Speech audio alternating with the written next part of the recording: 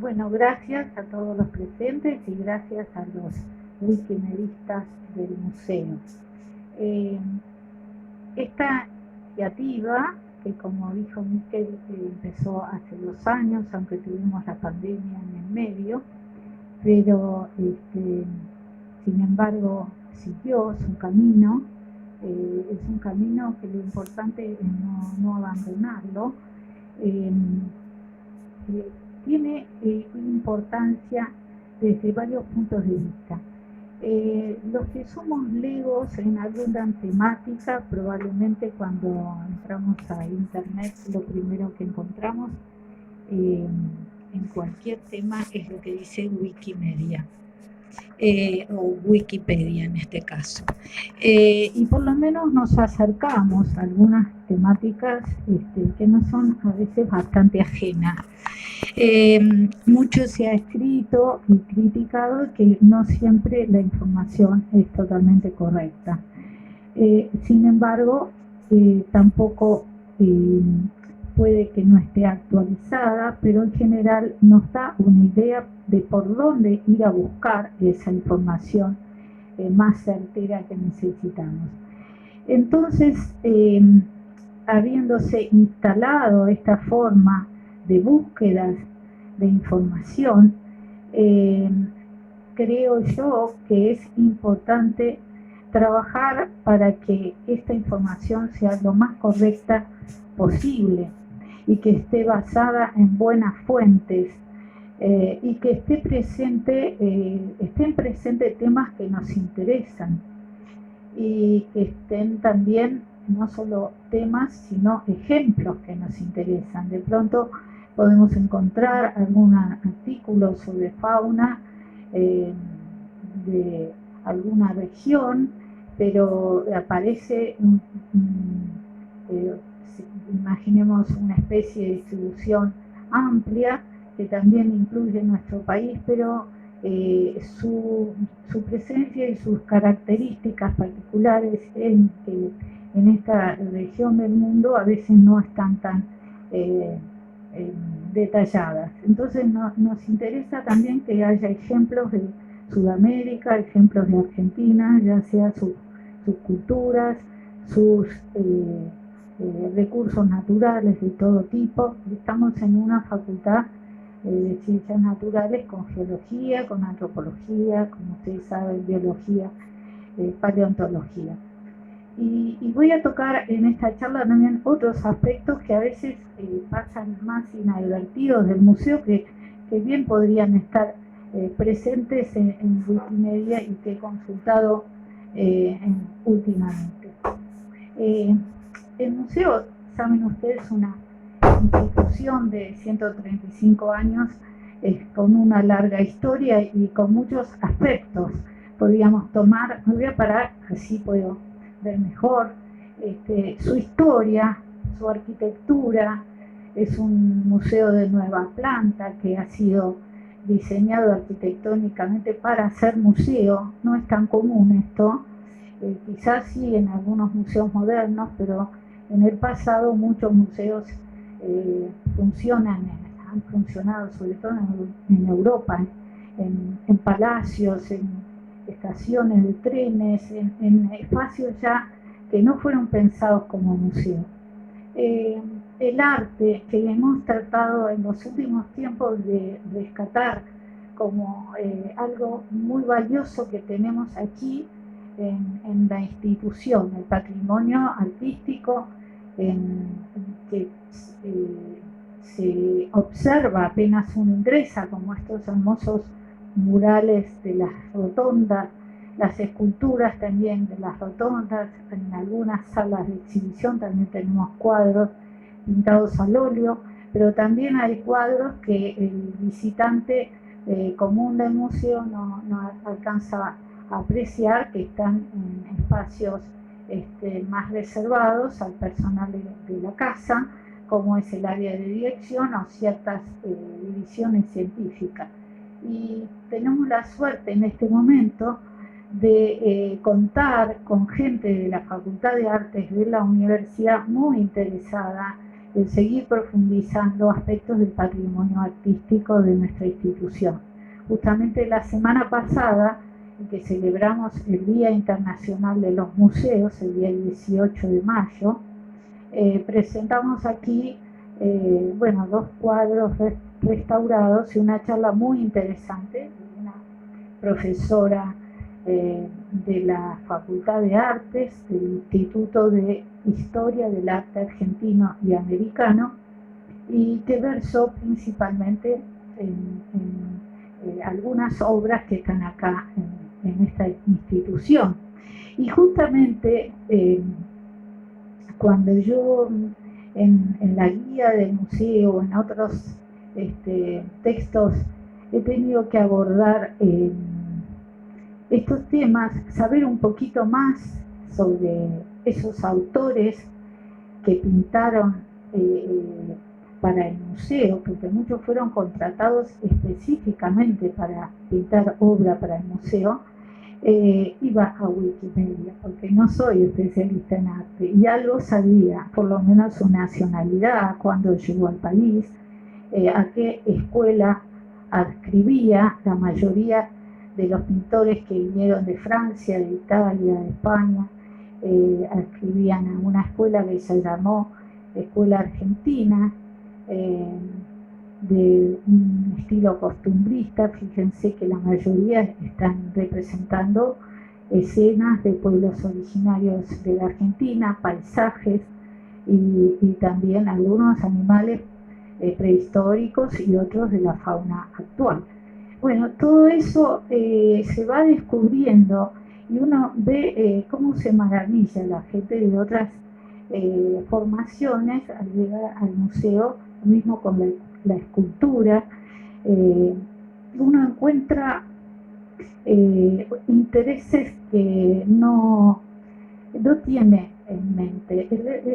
El sábado en la noche en los museos, que es un evento muy lúdico, se me acercó una persona adulta para decir que, bueno, que quería ver si podía observar y estudiar la obra de Antonio del Nido.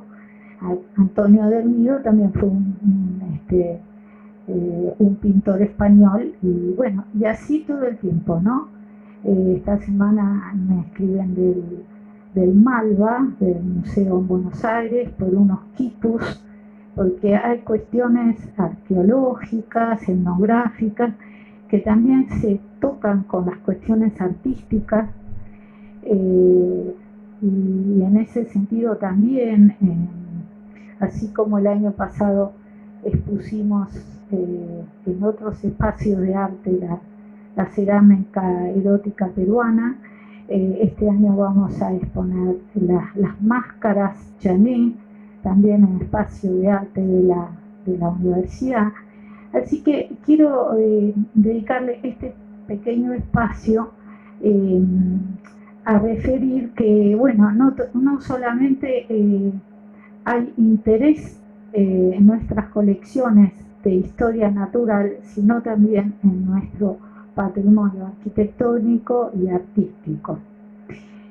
Bueno, las colecciones me voy a referir más detalladamente de la de historia natural, la investigación que surge de esas colecciones, todo lo que es la cuestión educativa y cómo se difunde ese conocimiento hacia la sociedad. Justamente Wikimedia habla de ciencia abierta, es decir, que todos puedan acceder a estos conocimientos. Y bueno, y fundamentalmente nuestra institución es un lugar de encuentro, un encuentro muy amplio, donde en algunas ocasiones, como el sábado pasado, tuvimos varios miles de personas, ¿no? Con los intereses, como les digo, más variados. Bueno, esta es la larga historia. En Wikimedia se habla de la historia, podemos hablar del edificio, podemos hablar de cómo se gestó esa idea originaria de Moreno. Algo hay, siempre hay algo más que acotar. Pero también hay otras historias que se están escribiendo y que a veces también no están tan claras o tan contadas eh, a través de Wikimedia. Por ejemplo, una de ellas la reconstruimos el año pasado, es esa historia del museo como cuna de otras facultades, de la Facultad de Artes de la Universidad, que empezó como una escuela de dibujo dentro del museo, de la Facultad de Ciencias Exactas, que empezó con los laboratorios de química, que acá tenemos a la izquierda, ¿no es cierto?, los laboratorios que funcionaban en la planta baja del museo, y luego se transforman en Facultad de Ciencias Exactas. Se dieron clases para la facultad, lo que fue luego la Facultad de Medicina. Acá están algunas de las, en el lado derecho, hay las esculturas clásicas, que algunas se conservan en la Facultad de Artes. Y bueno, y esa larga historia que se ha ido reconstruyendo un poco entre todos, ¿no?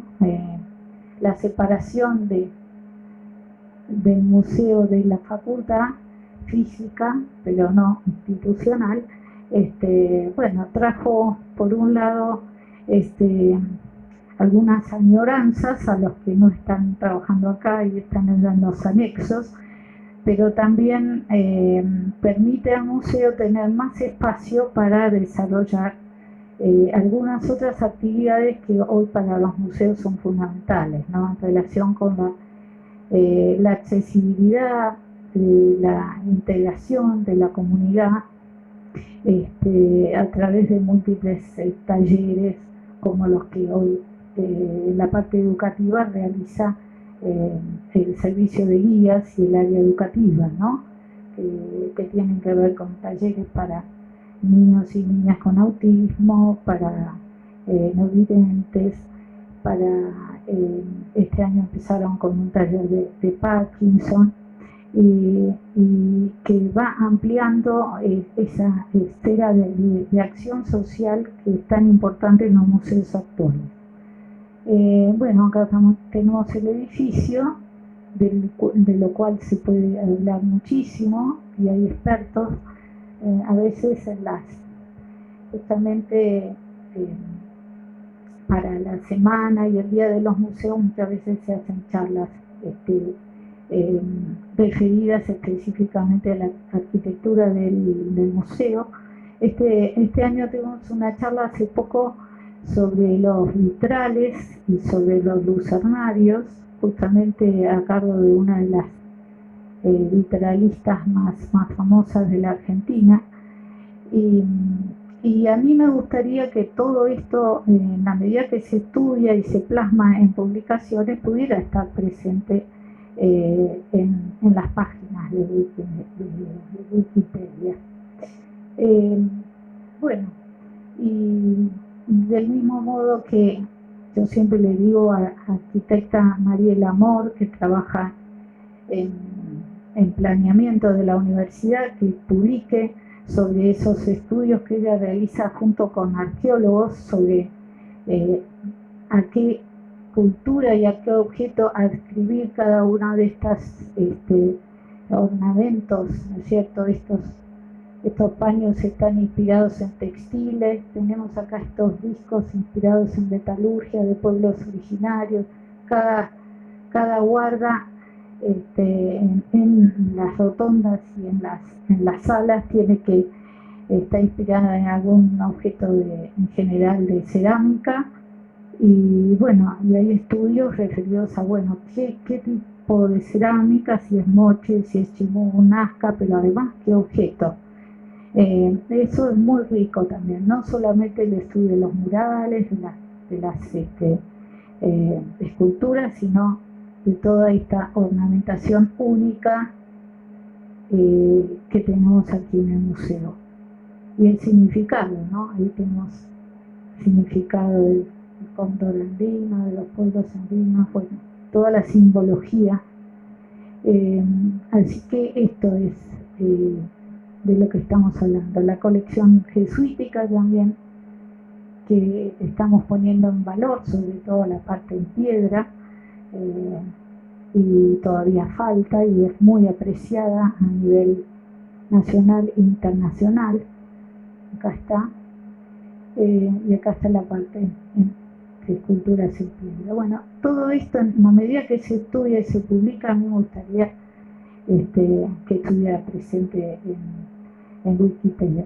Inclusive el arte que se genera hoy acá, porque el arte no está el pasado y ahora no está más, está, ¿no? Nuestro fotógrafo se inspira en estos de alas de mariposas, estos de plumas, y genera guardas muy bellas que después en la noche de los museos las proyecta sobre los esqueletos.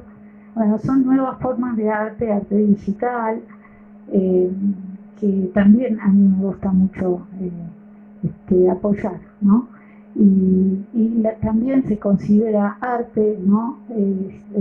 Todo lo que es ilustración científica, también de gran valor.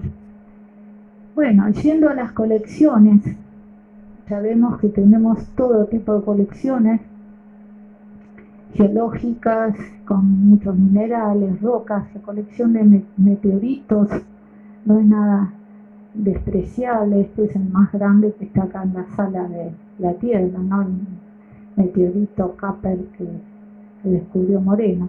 Así que en cuanto a las colecciones, nuestra propuesta es de digitalizar, o sea, sacar buenas fotografías 2D y 3D, ya que ahora hemos montado con una unidad de digitalización con escáneres, y esa unidad con todos los datos asociados en bases de datos es realmente muy importante difundir, por lo menos cuáles son los objetos más icónicos, más destacados en cada una de las disciplinas.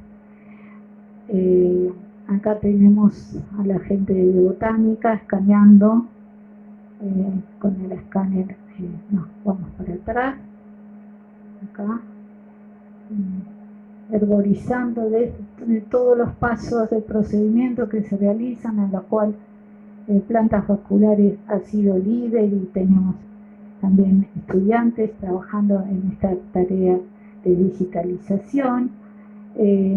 Acá tenemos los ficólogos, los estudiantes de algas, que tienen además en la actualidad un cultivos de algas que brinda servicios, como cuando se pone el agua verde con las cianobacterias que no se terminan de ir con estos problemas de la sequía, y que trabajan también en Antártida, que tienen colecciones vivas, tienen colecciones en preparados, tienen colecciones montadas como estas serían preparados, las diatomeas, colecciones montadas como las de plantas vasculares. Está el Instituto Spegazzini, que está en el eje fundacional, que es la casa que donó el botánico italiano a la universidad. Ahí también está la colección de hongos y líquenes, que es muy valiosa. Y los micólogos también tienen cepario con cepas de hongos vivas, que algunas tienen gran importancia para la industria farmacéutica y otras industrias. Bueno, tenemos a los paleontólogos. La paleontología tiene fama mundial. Recientemente nos han invitado para un relevamiento de colecciones paleontológicas históricas, del relevamiento que están haciendo desde el Museo Nacional de Edimburgo y el de Londres, ¿no? Natural History Museum. Y aquí, bueno, tenemos ya la colección de paleobotánica, es muy famosa, los vertebrados, invertebrados. Se hacen réplicas, ahora con la posibilidad de contar con estos escáneres y de modelos 3D, se pueden hacer réplicas con mayor facilidad. Acá está la colección de Antártida, es muy importante. La de vertebrados es una de las más importantes del mundo, acá están trabajando en el norte. Y también recientemente nos han invitado de Francia para, les interesa, una exposición de los trabajos realizados por el Museo de la Plata en Antártida a lo largo de su historia. Y es una exposición que probablemente se monte en Bretaña, en un sitio que depende del Museo de Historia Natural de París. Y bueno, con este contacto y este convenio que estamos celebrando con esta institución. Pero a ellos les interesa el trabajo nuestro en Antártida, mostrar eso en Europa.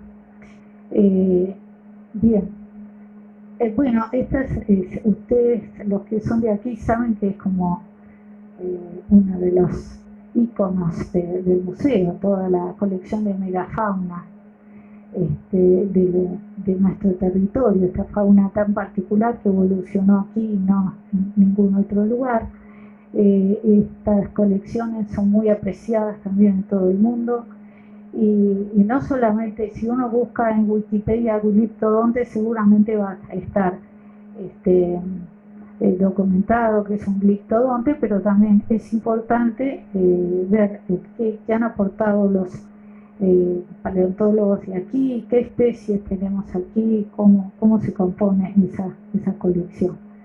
Las colecciones zoológicas, que no solamente desde ellas se ahorra aspectos sistemáticos, porque nuestra diversidad todavía no es totalmente conocida, sino aspectos que tienen que ver con temas ecológicos. Acá está la ranita de Barcheta, que estudió el profesor de herpetología Jorge Williams, que es esa ranita que solamente vive cerca de las aguas cálidas del arroyo Barcheta, que por estar en Patagonia en realidad todo el entorno es frío, pero ahí donde puede vivir esta ranita son más cálidas, así que aquí se ha criado y se ha repoblado en la zona esta especie en riesgo de extinción. Y lo mismo que problemas como los que estudia Gustavo Darrigrán en vertebrados, de las especies invasoras como el mejillón dorado. Bueno, todo eso sería importante, que son temas de investigación que surgen de proyectos que desarrollan en el museo, que esté presente. Acá tenemos los arqueólogos trabajando. Acá está Diego Godo con el escáner que tenemos, que es como una plancha, es un escáner portátil, así que uno puede rodear la pieza, ¿no es cierto? Y obtiene toda una imagen que después se trabaja con un software y se pueden hacer réplicas muy buenas. Y el trabajo también, tanto en cerámica como en textiles, bueno, es un trabajo constante que realizan nuestros arqueólogos. Y bueno, también están todas estas festividades y celebraciones del museo, que nos visitan gente que se dedica al dibujo, a la pintura, a hacer cerámica, a trabajar en vidrio, y se inspiran en nosotros, ¿no? Las festividades, como la noche de los museos, y los colegios que nos acompañan en todo momento. De manera que acá tenemos otros eventos. Acá está. Esta es el Corosaurus, un evento que se realiza en la primavera todos los años, desde hace unos 8 o 9 años, y vienen coros de distintos lugares asociados en ADICORA, que es la Asociación de Coros de la República Argentina, y ellos vienen a cantar y canta un coro en cada sala o sala por medio, y después cantan todos juntos a la salida, en la escalinata, y es un evento muy lindo. La fiesta acá tenemos la fiesta de los chicos de la colonia de vacaciones de la universidad.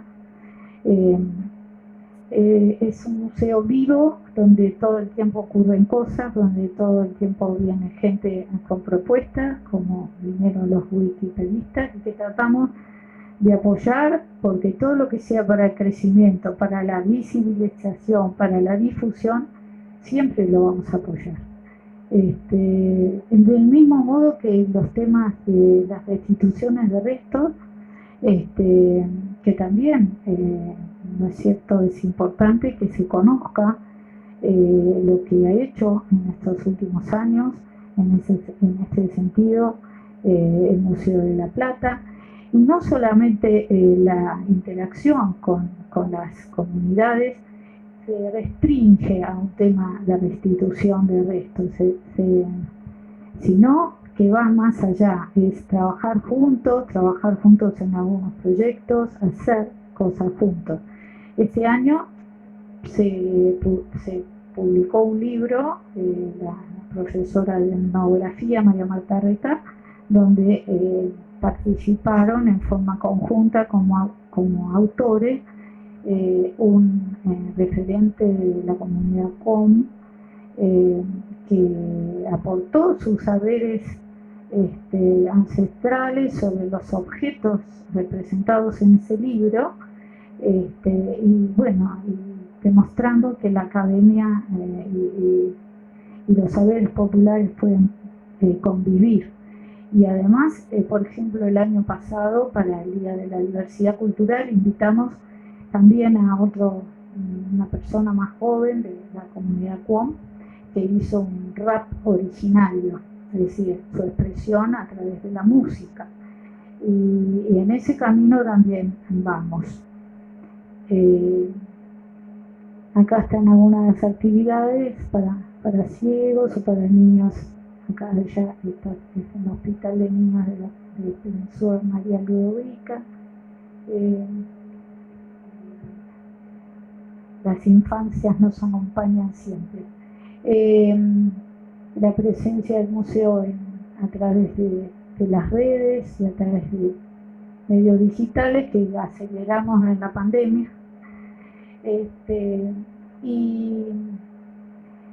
¿Cuáles son nuestros desafíos, no?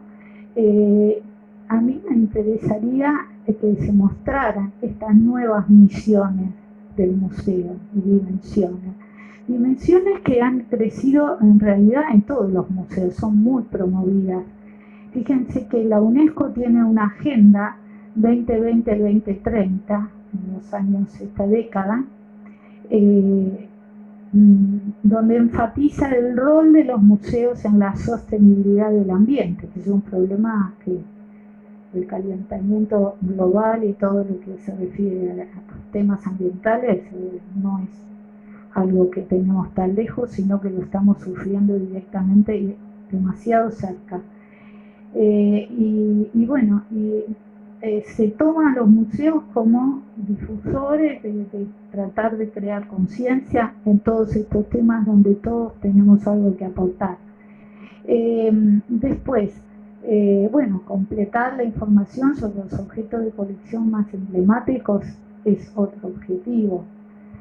Por eso a mí me interesa, y yo lo hablaba con Fernando y también con Miquel, poder tener una buena interacción de los wikimedistas con la gente que trabaja en las divisiones, con los jefes de división y los investigadores, que los orienten acerca de bibliografía más importante a consultar si se va a hacer un editatón sobre un determinado tema o sobre objetos que nosotros queremos destacar para que la información que hay en Wikipedia sea más completa. Y poner, como empecé diciendo al principio, no solamente las colecciones de historia natural, sino en la medida que se va publicando sobre esos temas, poner de relieve otros aspectos como es el patrimonio arquitectónico y también el patrimonio de artes visuales. Acá tenemos la maravilla que nuestro edificio, que hay que cuidarlo, que por algo es monumento histórico, y que nunca terminamos porque es demasiado grande y complejo, pero en esa tarea estamos. Así que esto es simplemente lo que tenía para decir.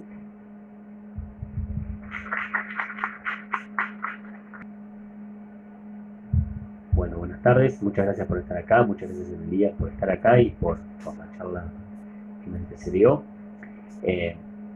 Les doy la bienvenida a esta actividad que es el inicio del proyecto 2023 del equipo de Wikimedistas del Museo de la Plata, donde estamos en mayo y ya hemos trabajado mucho este año.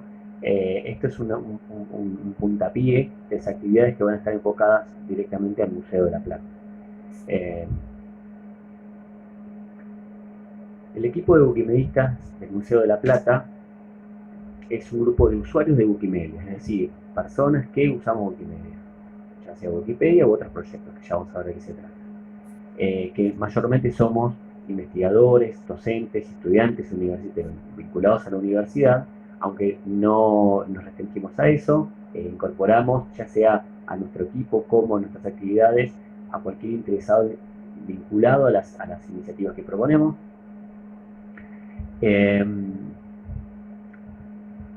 Tenemos como principal objetivo mejorar los contenidos de los proyectos Wikimedia en ciencias naturales, antropológicas y afines, y otros temas vinculados, con perspectiva de género y con una mirada desde el sur global. Esto es así porque, así como toda la sociedad, Wikipedia y Wikimedia está influenciada por quienes lo hacen, y quienes lo hacen somos las personas que tenemos nuestras miradas y nuestras parcialidades acerca de la naturaleza y de la cultura. En esta charla les voy a hablar sobre Wikipedia, Wikimedia, Ciencia Abierta y el Museo de la Plata, cómo se vinculan y cómo lo vinculamos.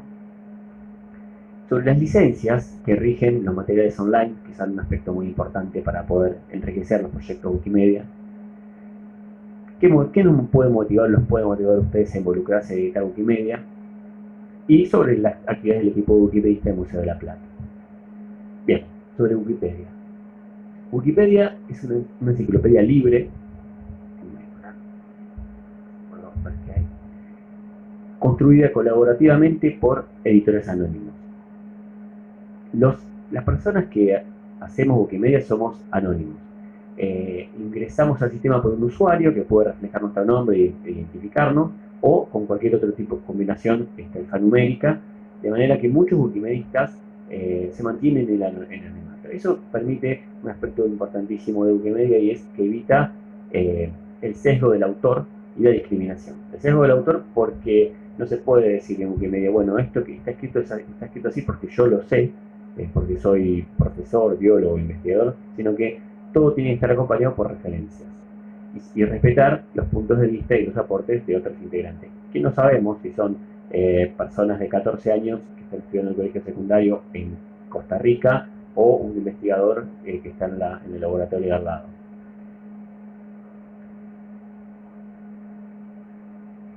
Está en más de 300 idiomas, de hecho creo que ya está por los 330 idiomas, y tiene muchas vistas. Muchos millones de personas ven Wikipedia. Wikipedia es una referencia sobre el conocimiento para toda la sociedad en casi todos los países del mundo, en los sectores de la población que tienen un dispositivo para acceder a esta información y, por supuesto, conexión a Internet. Wikipedia se basa en 5 pilares. En primer lugar, es una enciclopedia. No es un sitio de publicación de trabajos científicos originales, ni ensayos, ni opiniones, ni nada. Es una enciclopedia, es conocimiento que está previamente publicado y verificado. Busca un punto de vista neutral. Eso no significa que se pueda lograr la neutralidad, porque puede haber diferentes puntos de vista que sean válidos, pero lo que busca Wikimedia es que todos esos puntos de vista que estén apropiadamente documentados y estudiados estén presentes en la enciclopedia. Es de contenido libre. Todo lo que está en los proyectos de Wikimedia es libre. Libre en el sentido de cultura libre, que lo vamos a ver dentro de un rato, pero que permite que todo lo que está ahí pueda ser reutilizado de manera simple y sin muchas restricciones. Sigue normas de etiqueta. Todo lo que se hace dentro de Wikimedia presume buena fe de todos los que participan. y facilita y propicia las buenas relaciones entre las personas, ¿sí? Ya vamos a ver a lo largo de esta capacitación ejemplos de eso y de lo contrario. Y finalmente Wikipedia no tiene normas firmes, es decir, todo lo que haya que cambiar de las normas para mejorar Wikipedia o también para mejorar Wikimedia es posible. Wikimedia tiene una organización muy horizontal, participativa, donde todas las personas que quieren pueden involucrarse en la toma de decisiones y en los modos en que se maneja la comunidad. Cada comunidad idiomática tiene reglas propias, hay reglas generales y hay reglas propias de cada comunidad idiomática, es decir, la Wikipedia en español tiene cosas diferentes a la Wikipedia en inglés, francés u otros idiomas. No son todas iguales. Y por supuesto los contenidos no son todos los mismos, sino que los contenidos son independientes entre los diferentes idiomas. Bien, ahora Wikipedia y Wikimedia es una duda que surge siempre. ¿Wikipedia qué es? Wikipedia es uno de los proyectos que comanda la Fundación Wikimedia. La Fundación Wikimedia es una fundación, una organización sin fines de lucro con sede en San Francisco, Estados Unidos, que si bien su primer proyecto fue Wikipedia, rige y organiza más de 10 proyectos. No obstante, para nuestras actividades en general, hay algunos que son un poquito más usados, o mucho más usados. Estos son Wikipedia, que la conocemos, Wikimedia Commons, que es un repositorio multimedia, y Wikidata. Y nos vamos a referir mayormente a ellos, pero es posible que alguno de ustedes tenga interés en desarrollar y trabajar en alguno de los otros proyectos que son muy, muy interesantes. Bien, entonces, estos son los 3 proyectos con los que más nos involucramos nosotros: la enciclopedia, el repositorio multimedia, que tiene los contenidos que después ilustran la enciclopedia, pero también tiene contenidos propios, y la base de datos, que es una base de datos estructurada que relaciona todos los proyectos Wikimedia.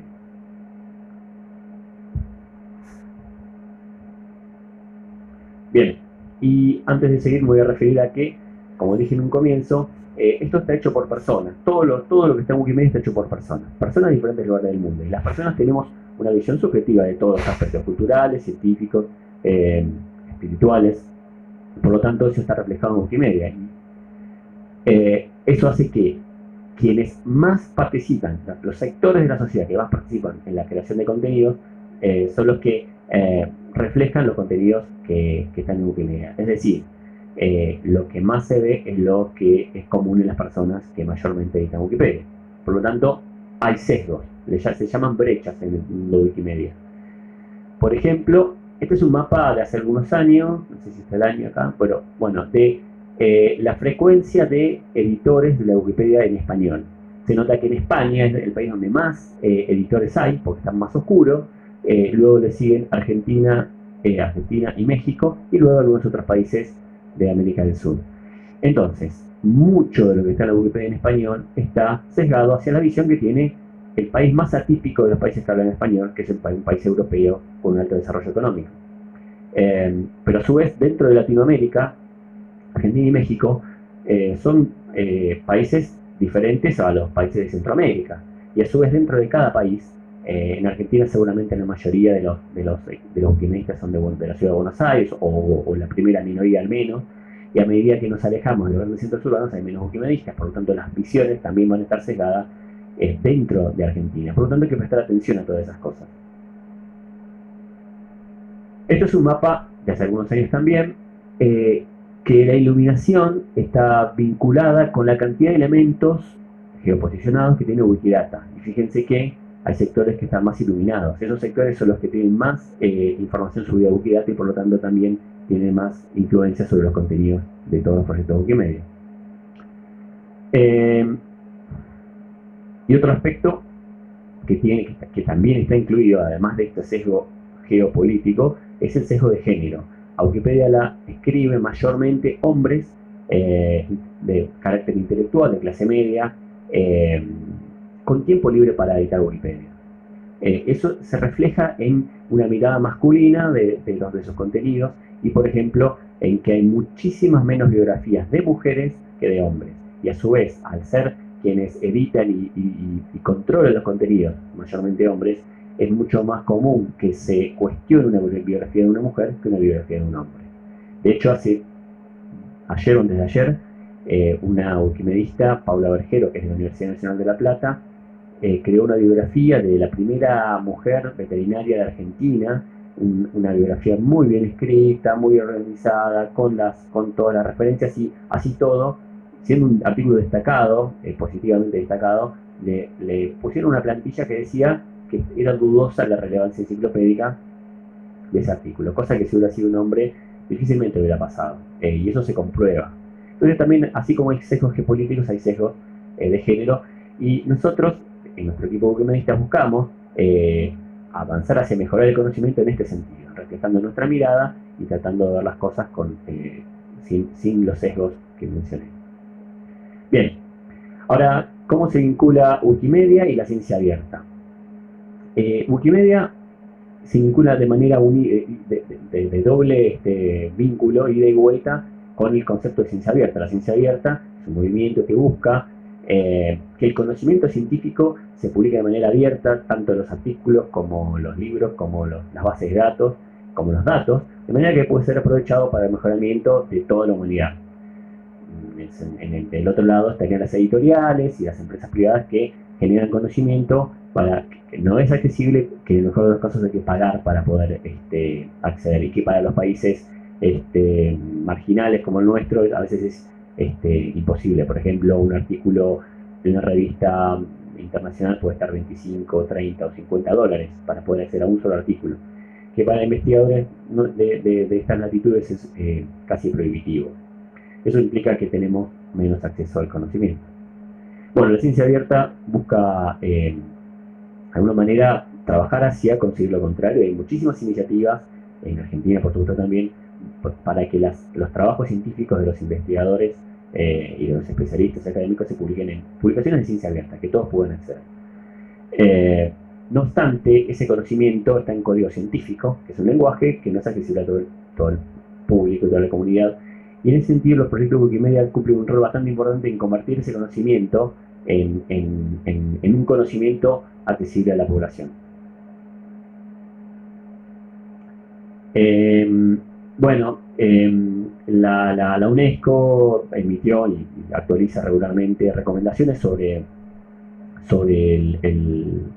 la ciencia abierta y el acceso al conocimiento, que incluyen muchos de los aspectos que desarrollan los proyectos de Wikimedia, que nosotros también abordamos. Hay un diálogo estrecho, una participación cada vez más cercana entre la ciencia abierta y los proyectos de Wikimedia. Por ejemplo, los proyectos de Wikimedia pueden convertirse en infraestructura para la ciencia abierta. Hay museos de Argentina y de otros lugares del mundo, o repositorios y colecciones, que utilizan Wikimedia Commons para albergar material multimedia y Wikidata para armar bases de datos de sus contenidos. Después, hay un aspecto que es interesante, y es que Wikipedia se construye a partir de aportes voluntarios y anónimos. Es la población que busca reflejar en artículos de Wikipedia el conocimiento que considera que tiene que estar disponible para todos. Esos usuarios no son necesariamente y normalmente no son especialistas en los temas, son personas que contribuyen voluntariamente con la enciclopedia.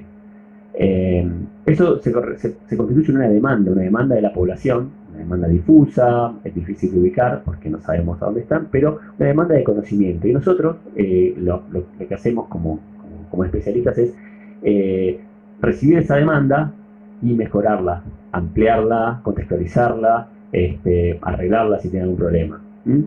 Eso representa una actividad, de hecho, de extensión de carácter crítico, que voy a retomar un poquito más tarde.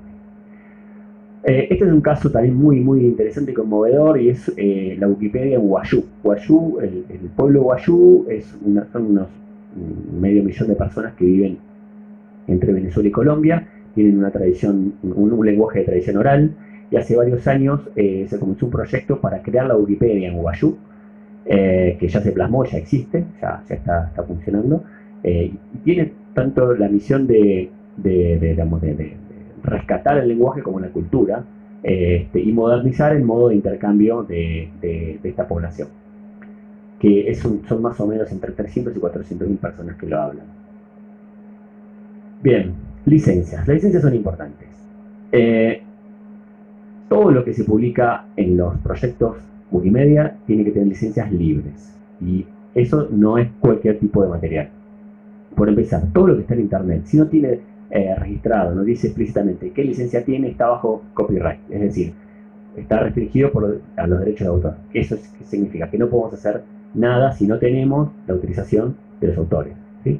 Por lo tanto, lo que no tiene una licencia libre explicitada, no lo podemos utilizar. Por ejemplo, no lo podemos utilizar para subir a Wikimedia Commons, para ilustrar un artículo de Wikipedia, ni podemos usar textos, ni tablas, ni nada en Wikipedia.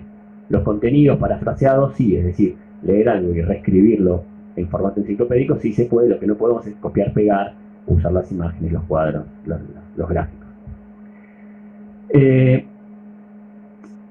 En el otro extremo de lo que sería el copyright está el dominio público. El material es que está en el dominio público, porque el autor lo cedió con ese carácter. Cualquier persona se puede sacar una foto, subirla a Wikimedia Commons, es decir, elegir como licencia el dominio público. Con eso se puede hacer cualquier cosa, sin pedir permiso, sin avisar ni nada. Eso es el otro extremo. En el medio están las licencias que se llaman copyleft. Las licencias copyleft tienen 4 condicionamientos: atribución, no comercial, no derivadas, compartir igual. Atribución: si un material tiene una licencia que tiene la restricción de atribución, quien use ese material está obligado a, en su uso, indicar de dónde sacó ese material, o sea, la fuente.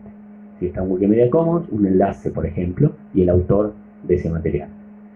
No comercial: si un material tiene el código no comercial, lo que se haga con ese material no puede ser parte de un emprendimiento comercial. Por ejemplo, no puede ser utilizado en una revista comercial que se vende en algún lado, o utilizado como parte de una publicidad. No se puede. No derivadas: si está esa condición, entonces ese material se puede reutilizar, pero no se lo puede modificar. Tiene que utilizarse exactamente como está. No se lo puede recortar, ni cambiar el color, ni utilizar un pedazo, ni agregarle nada. Tiene que ser utilizado así como está. Y finalmente, compartir igual.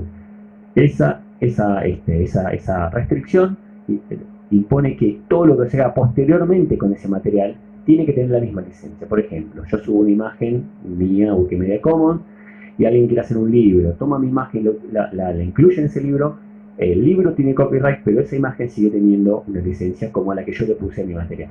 Están obligados a mantener la licencia en posteriores usos del material.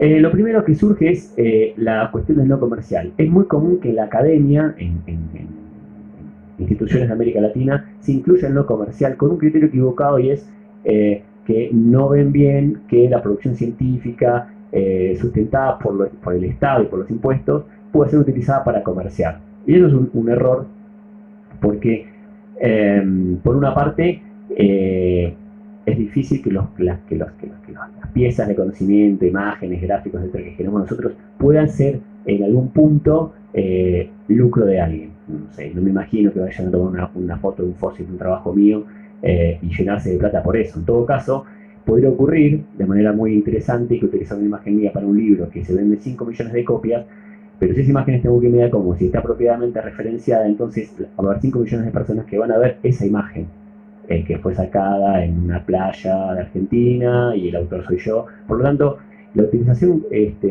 con fines comerciales hasta aumenta la visibilización de los ejemplos, siempre y cuando se cite apropiadamente. Bueno, lo podemos seguir discutiendo después. Bien, entonces, de la combinación de estas condiciones, además del dominio público, se pueden crear 6 tipos de licencias. Atribución: una licencia que solamente pone la restricción de la atribución, o atribución y compartir igual, o algunas otras combinaciones, ¿sí? Eso da lugar a una escala de carácter libre de los materiales, ¿no? Desde acá, que es copyright, o sea, derechos de autor reservados, hasta acá, que son licencias libres. De esta línea para arriba se incluye las licencias que podrían ser parte del movimiento de la cultura libre. Es decir, todo lo que está acá es cultura libre. Es decir, estas 2 licencias y dominio público. Todo esto no es parte del conocimiento libre. ¿Qué tiene de malo que no sea parte del conocimiento libre? Que no se puede usar en los proyectos de Wikimedia, ¿sí? Entonces, si Si incluye no comercial o no derivadas, entonces no lo podemos usar en los proyectos Wikimedia. De alguna manera podríamos sintetizar este concepto con este meme, y estas son las licencias que nos interesan, ¿sí?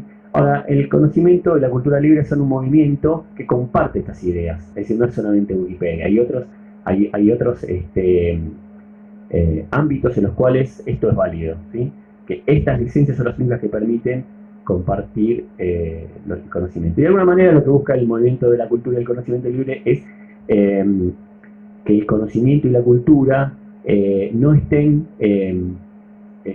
la difusión del conocimiento y la cultura no estén frenados por barreras innecesarias. Bien, esto es un ejemplo de algo que surgió del trabajo del equipo. El boletín de la Asociación Malacológica Argentina se emite 2 veces por año más o menos y tiene diversos contenidos culturales de la asociación, pero también tiene fichas malacológicas y otros contenidos específicos de la malacología. A partir del segundo volumen de 2021 se comenzó a publicar con una licencia libre por iniciativa nuestra, del equipo wikimedista. Entonces, a partir de ello, las fichas malacológicas, por ejemplo, de esta especie de caracol, se convirtió muy rápidamente en un artículo de Wikipedia, con la imagen utilizada, la imagen de la ficha malacológica. Esto es el boletín de la asociación, y esto es el artículo de Wikipedia. Y lo mismo con esta otra especie de Gliximeris leontio. Cada vez que emiten una ficha malacológica, eso automáticamente va a un artículo de Wikipedia, incluso copiando y pegando, si la redacción es correcta.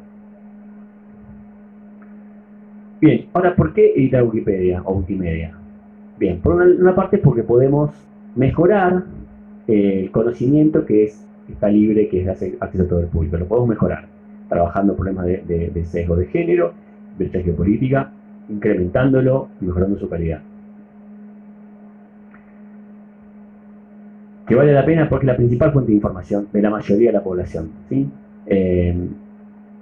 Y podemos resolver algunos problemas que tiene.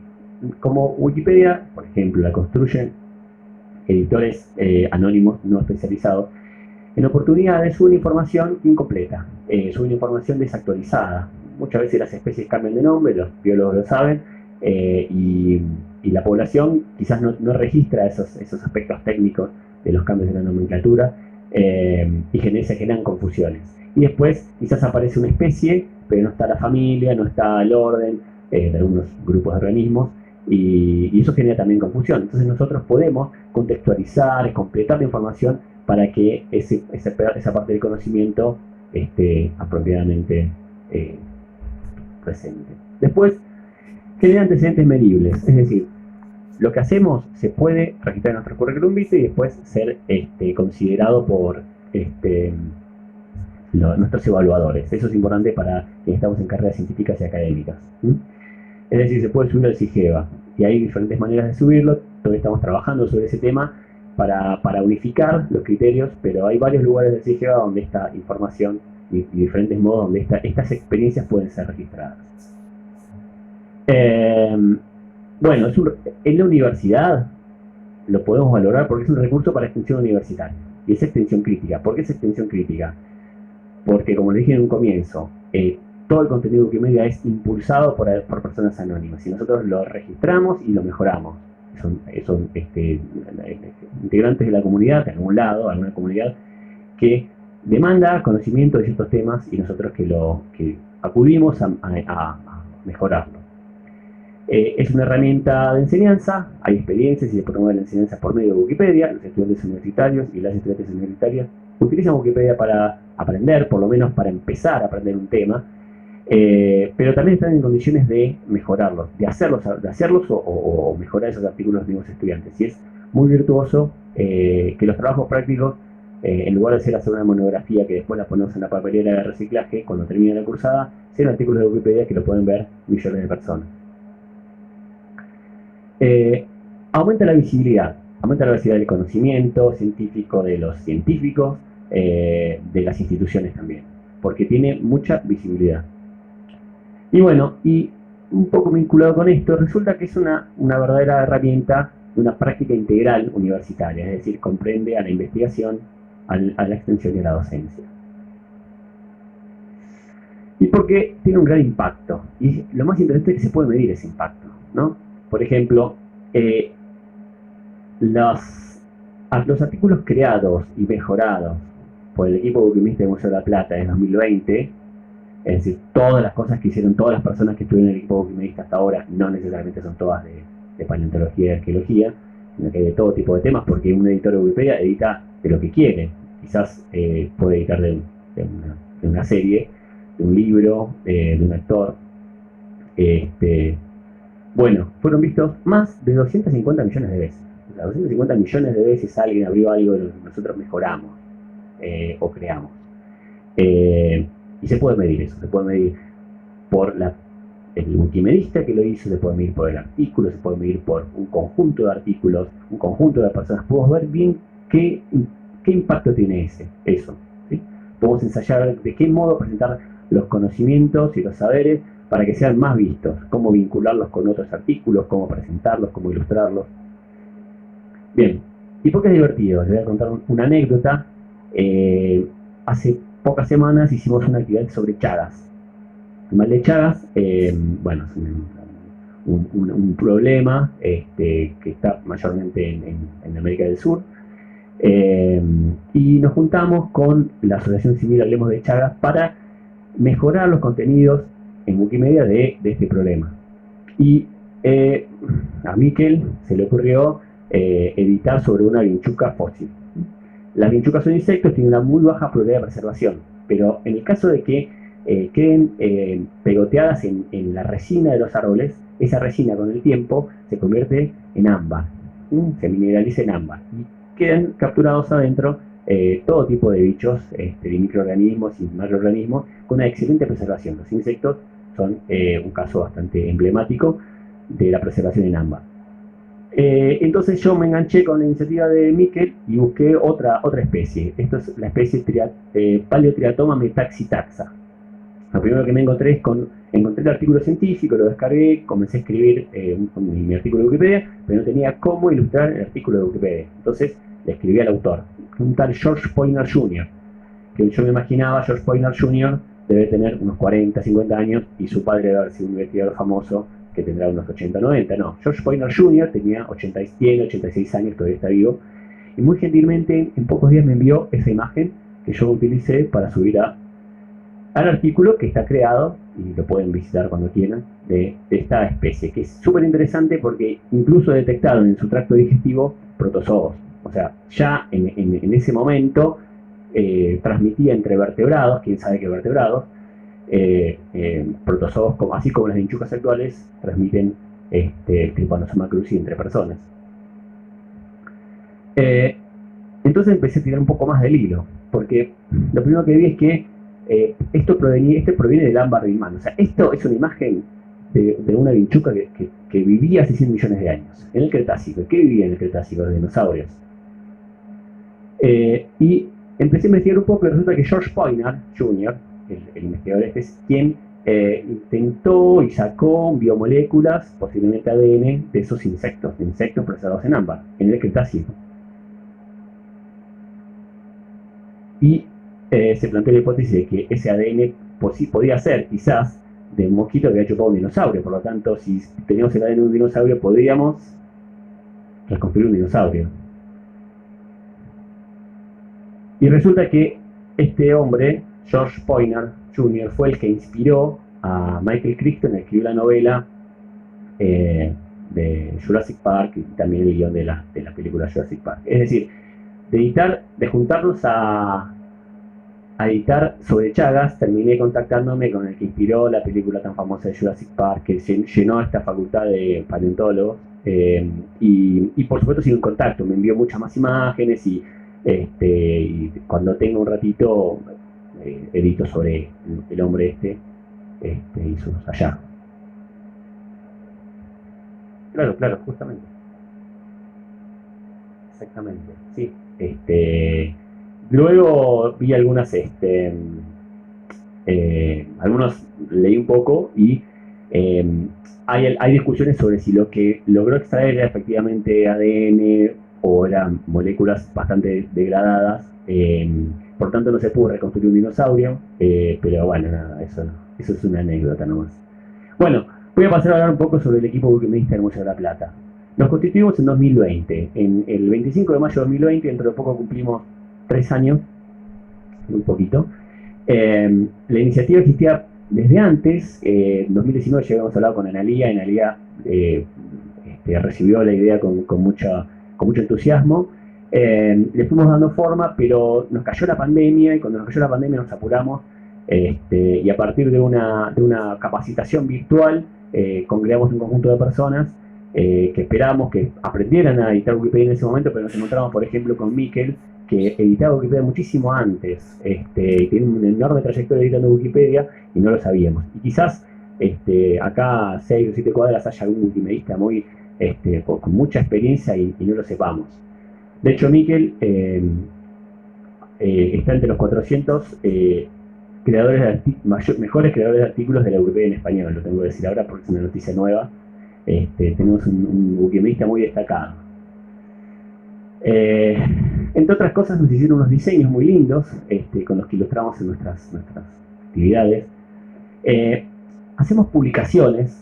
Esto es un artículo de una revista sobre un tema de educación. Esto es un capítulo de un libro con el que ganamos un concurso. Esto es nuestra página que ahora está actualizada, pero no actualicé la diapositiva. Bueno, y el año pasado participamos en la Cumbre de la Ciencia en las Naciones Unidas, online por supuesto, no nos pagaron los pasajes en Nueva York. Trabajamos por medio de editatones. Como este editatón es un editatón enfocado al museo, hemos hecho editatones en diversos temas, enfocados en biodiversidad en general, o moluscos, vectores biológicos, buenesas.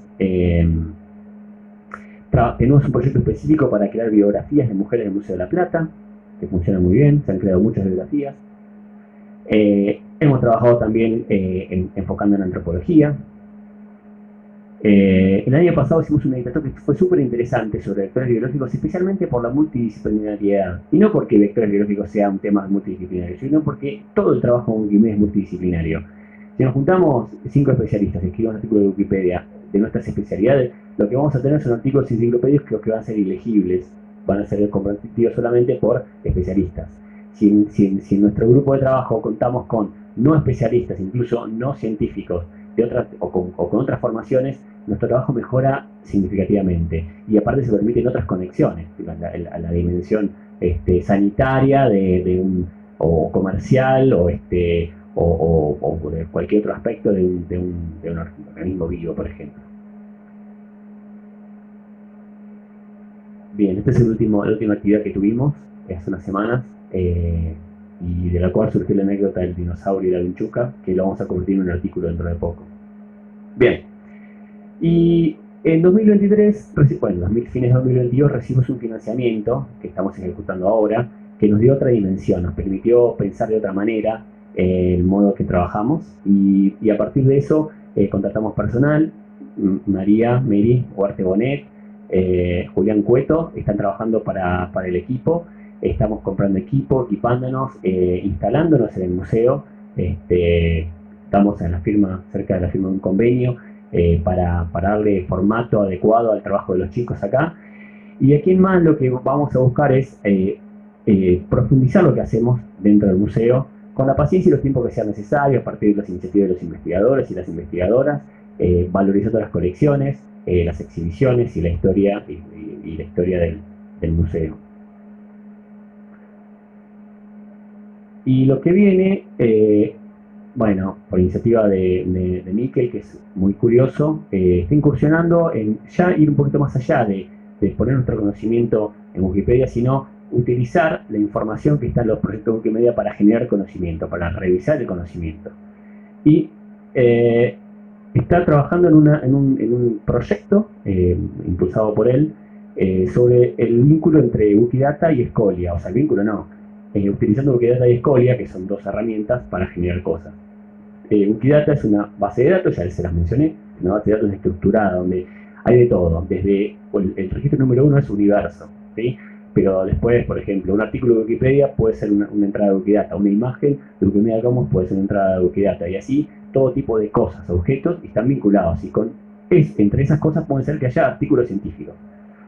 Y Scholia son unas herramientas para visualizar ese conocimiento. Entonces, ¿qué hizo Miquel? Sistemáticamente ingresó artículos científicos de uno de sus temas de investigación, arqueología de la costa patagónica, y generó visualizaciones, está en pleno trabajo. Entonces son las publicaciones del tema ese a lo largo del tiempo, desde 1867 hasta la actualidad, hasta 2000, lo ingresó todo sistemáticamente. A partir de acá no es exhaustivo, pero permite ver unos patrones de crecimiento, hasta acá por lo menos, a partir de acá habrá que completarlo. Estos son ¿qué es esto? Páginas publicadas sobre el tema a lo largo del tiempo. Claro, como dijiste, otros son 3 tesis, ¿no? Me imagino que acá hay una tesis, aquí será otra tesis, cosas por el estilo. Y estos son los vínculos que hay entre los autores de las publicaciones, o sea, a partir de las citas de otras publicaciones, ¿no? Los vínculos son citas, ¿no? O son coautorías. Coautorías, sí. Los vínculos, estas personas publicaron un trabajo junto. ¿Dónde estás vos, Miquel?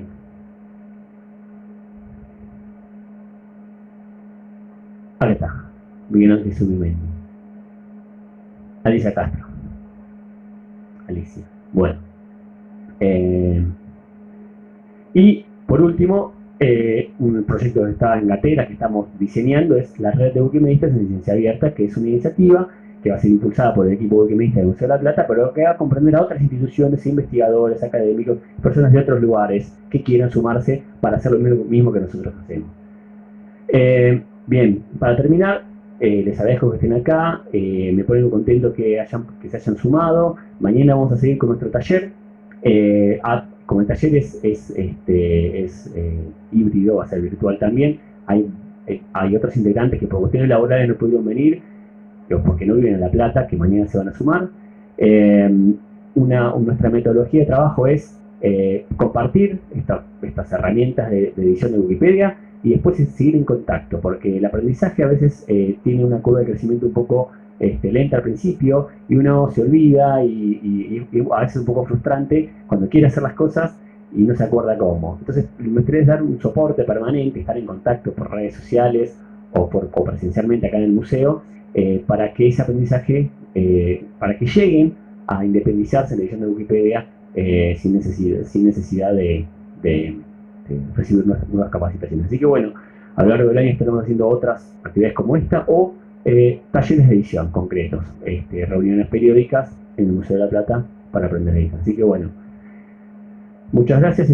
Con esto acceden a nuestra página, si quieren escanear, y si no, se las pasamos después. Y nos vamos a dar unos minutos si alguien quiere hacer una pregunta, o quizás alternativamente podemos ir a compartir un catering que queremos invitarlos, y podemos seguir conversando mientras esperamos ahí. ¿Qué la es? Podríamos ya salir, ¿no? Y ahí, si tienen más preguntas, lo resolvemos ahí. Así que bueno, muchas gracias.